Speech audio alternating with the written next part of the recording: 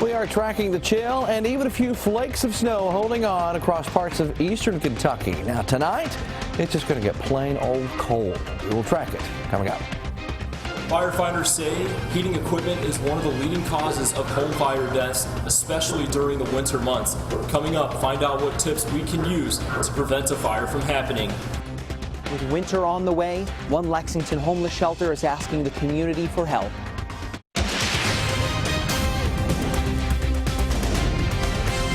This is WKYT News at 6. Those freezing temperatures will soon be on their way out. You're watching WKYT. I'm Kristen Kennedy. We begin tonight with meteorologist Jim Caldwell, who says our work week will feel warmer than the weekend. Yeah, we'll get on that warming trend, but right now we've got that big old punch of cold air hanging out with us here tonight and into parts of the day tomorrow. But again, tomorrow's a lot warmer than it was out there today. Just compared to yesterday, as far as our daytime highs are concerned, we're talking a 25 to 30 degree swing in temperatures. That's incredible. And a lot of that happened, I'll be honest, really quickly yesterday afternoon. We got into the low 60s and then boom, we ended up into the 40s. And today we are in the upper 20s right now. We did get in the lower 30s and mid 30s in some spots, but the chill is certainly real out there. 29 in Lexington, 30 in Richmond, and more in the mid 30s showing up across southeastern parts of Kentucky.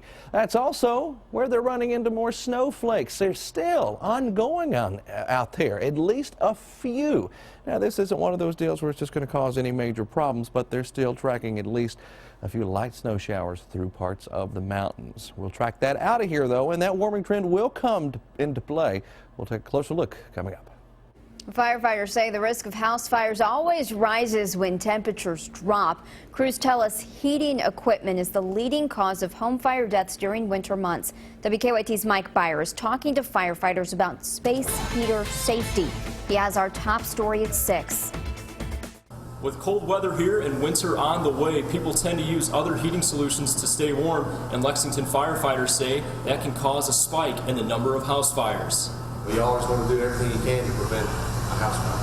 From the years 2007 through 2011, fire officials say space heaters, whether portable or stationary, accounted for 1/3 of home heating fires and 4 out of 5 of home heating fire deaths. Reports add the leading factor contributing to these numbers was failure to clean the equipment, primarily chimneys.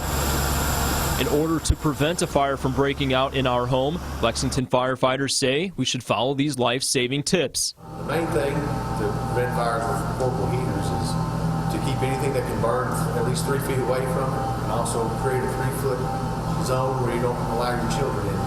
Major Trevor Cox also adds that we should never use an extension cord to run a space heater, to turn portable heaters off when leaving the room or going to bed, and to always use the right kind of fuel for fuel-burning space heaters. He says following these guidelines can be the difference between life and death. Half of all heating fires occur during December, January, and February. So this is the first really cold night that we've had. We'll make sure that you don't have a fire. Firefighters say to test your smoke alarm and CO detectors every month and to change their batteries every 6 months. In Lexington, Mike Byer, WKYT. Firefighters add you should never use an oven or grill to heat your home. You should also change furnace filters regularly and make sure your fireplaces have a screen to prevent ashes from flying into the room. The drop in temperatures also means a lot of families are pulling winter coats out of closets for the first time this year. And if you find some of those coats no longer fit, or that you have a few older ones you won't wear this year, there's a Lexington homeless shelter that wants them. WKYT's Mike Linden is talking to shelter leaders about why they're trying to collect as many coats as they can before it gets any colder. While it isn't officially the winter season just yet, it feels more and more like it each and every day. And for one Lexington homeless shelter, volunteers are asking the community for help before it gets too cold. With a sneak peek of winter temperatures and conditions throughout Kentucky today, volunteers from God's Net on East 7th Street in Lexington are seeking donations for the near 1,500 homeless people in the city. The items in greatest need are blankets, socks, and coats, basically anything to help people stay warm. Going into her 16th winter season, Catholic Action Center and Community Inn co-founder Ginny Ramsey says the community outreach is huge every year and now she needs their help more than ever. Our community is so compassionate and understands the fact that if they give these items, they are going directly to people who need them. And no one wants to turn their back on those in need. Donations can be dropped off at God's Net, 614 East 7th Street in Lexington, Monday, Tuesday, and Wednesday from 10 until 2. In Lexington, Mike Linden, WKYT. Ramsey says God's Net is also collecting gently used toys for their annual Christmas store. We are tracking a developing story out of southern Kentucky. State police are searching for an inmate they say escaped from the Knox County Detention Center this afternoon. Harley Smith was originally serving time on an auto theft charge. They say he escaped from the jail around 3:15 this afternoon. Police in Franklin County are investigating 2 shootings that sent 3 people to the hospital. Frankfort police say the first shooting happened around 1:50 this morning on St. Clair Street. Emergency crews rushed 2 people to Frankfort Regional Medical Center for non-life-threatening injuries. The second shooting happened around the same time at University Lodge on East Main Street. We're told crews there took 1 person to the hospital, also with non-life-threatening injuries. Police do not believe the shootings are connected. Lexington police are investigating 2 shots fired incidents tonight. The first happened around 12:20 this afternoon on Cove Lake Drive. Police say someone fired shots into an apartment and then took off in a small black SUV. Just a few minutes later, police got a call about shots being fired into someone's window. Around 12:45, police arrested 2 people at Advance Auto Parts. They say those people were driving a small black SUV. At last check, police have not filed any charges.